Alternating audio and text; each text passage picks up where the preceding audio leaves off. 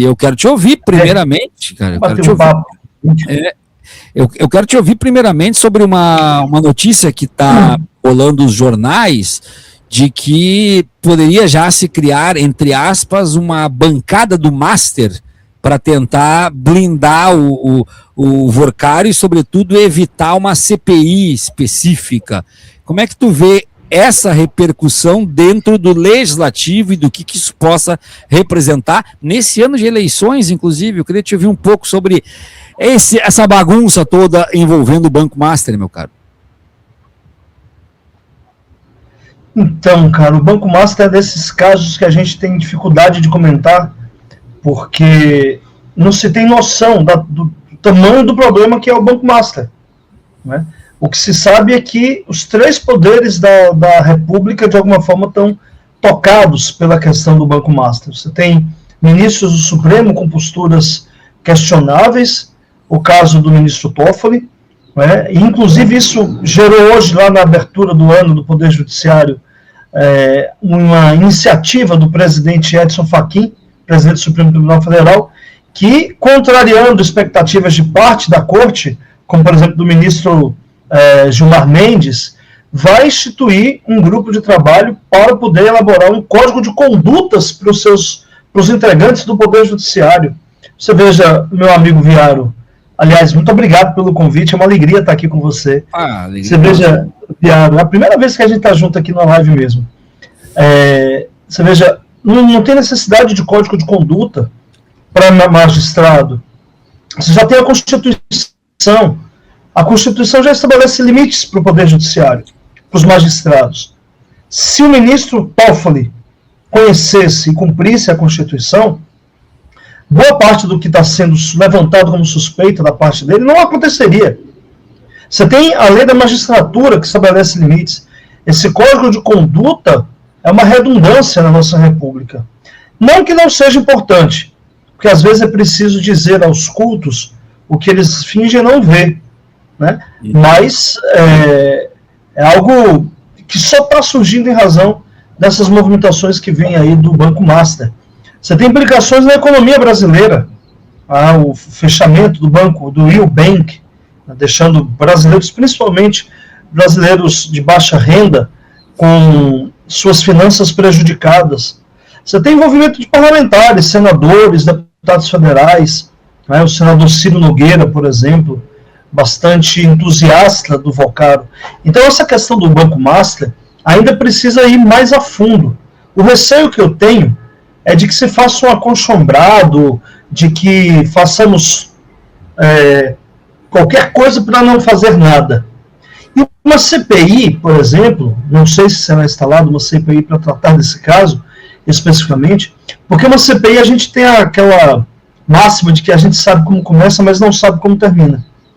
Uma CPI que é destinada para investigar determinado assunto termina enveredando por outros que vão aparecendo no curso do processo operatório, e isso faz com que não se saiba qual fim terá essa CPI.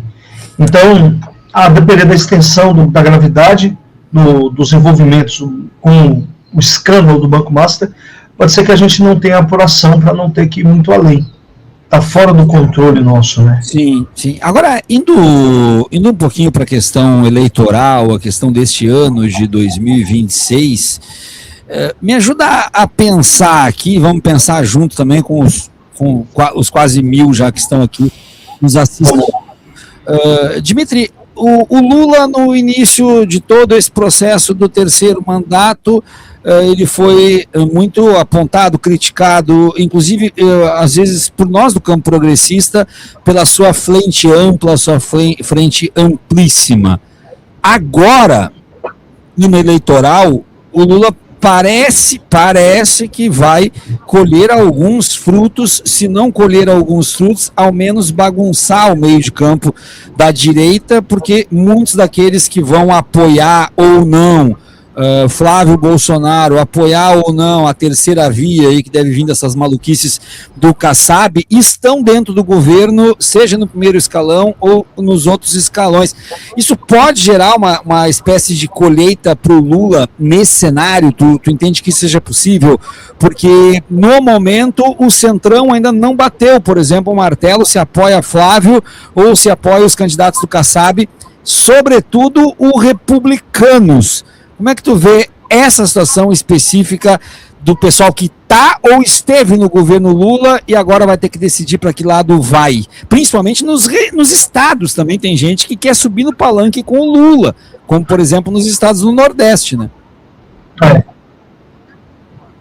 Então, nós não temos uma cultura de unidade partidária no país, que o partido ele é absolutamente unitário, né? O MDB, por exemplo, é uma grande federação de partido. Você vai ter o MDB na Bahia, que é diferente do MDB do Paraná, que é diferente. Quer dizer, você tem situações que vão dependendo das circunstâncias dos locais onde estão situados aqueles partidos. Por exemplo, para mim, um exemplo maior do que a gente está vivendo no Brasil hoje é o PSD do Kassab na Bahia. Não tem como o PSD na Bahia simplesmente romper o arco de aliança com o PT, né, que já vem há muitos anos aí. E aí o Otto Alencar, o senador Otto Alencar, que é o presidente do PSD da Bahia, já foi muito enfático. Hoje ele postou um vídeo com vários deputados, prefeitos, demonstrando, empenhando seu apoio a ele, porque o PSD está tentando, está caminhando aí para lançar o Caiado do presidente. Mas na Bahia, se os deputados federais do PSD descerem do palanque do Lula, dificilmente serão reeleitos. A realidade local é que termina guiando a correlação de forças dentro dos partidos. Uhum. E por mais que o Caiado saia candidato pelo PSD à presidência, e eu acho que vai sair, ele não consegue necessariamente unificar todo o partido em torno do seu nome. Agora, isso não é uma novidade.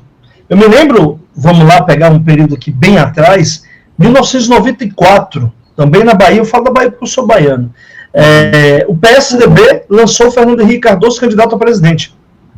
O PSDB vinha, depois de uma eleição em 89, com Mário Covas, estava se consolidando como partido, e em 1994, o Fernando Henrique era o nome do partido que veio a ganhar as eleições no primeiro turno. Só que na Bahia, o PSDB, tucano, de Fernando Henrique Cardoso, coligou-se com, então, PFL, de Antônio Carlos Magalhães. Era a correlação de forças políticas que daria condição de Antônio Carlos Magalhães manter o seu prestígio e o seu poder dentro da Bahia, e levar o prestígio pessoalmente para Brasília, porque o ACM era candidato ao Senado, então. Então, o que fez o PSDB da Bahia? Rompeu e foi apoiar Lula. O PT tinha lançado como candidato a governador em 94 o candidato, na época, chamava Zezé Ribeiro.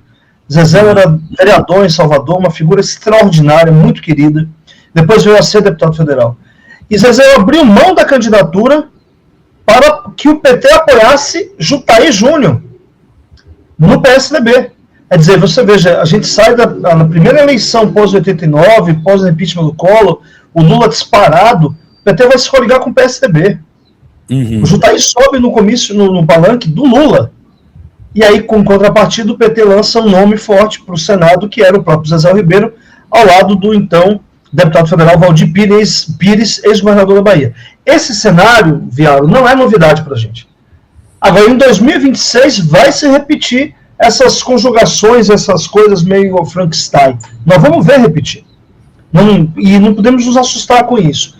O mais importante é manter palanques fortes para Lula. Isso é muito importante. Onde for possível fazer alianças que sejam feitas a partir de programas, de princípios programáticos. Nós não vamos esquecer que o vice do Lula hoje é o Geraldo Alckmin, que para a gente aqui em São Paulo sempre foi uma figura da qual nós combatíamos, programaticamente. Né? E em 2022, dada a urgência da necessidade de preservar a democracia, nós tivemos que ampliar mesmo a frente, trazendo o Geraldo Alckmin, que se revelou uma figura comprometida com um projeto mais ao centro-esquerda. Né? E o Alckmin tem demonstrado ser um excelente vice-presidente, muito fiel a Lula, e que deve compor a chapa à reeleição agora em 2026. Não tenho nenhuma dúvida que a chapa é Lula e Alckmin novamente. Tem muito a ver com o perfil do Lula também, né, de ser grato e, ao mesmo tempo, manter as unidades que ele construiu. Tem muito a ver com o perfil que foi construído naquele processo da redemocratização, das negociações. E o Lula, como sindicalista, era muito habilidoso, e para você manter acordos, você tem que cumprir esses acordos. Então, acho que a gente vai viver isso em 26.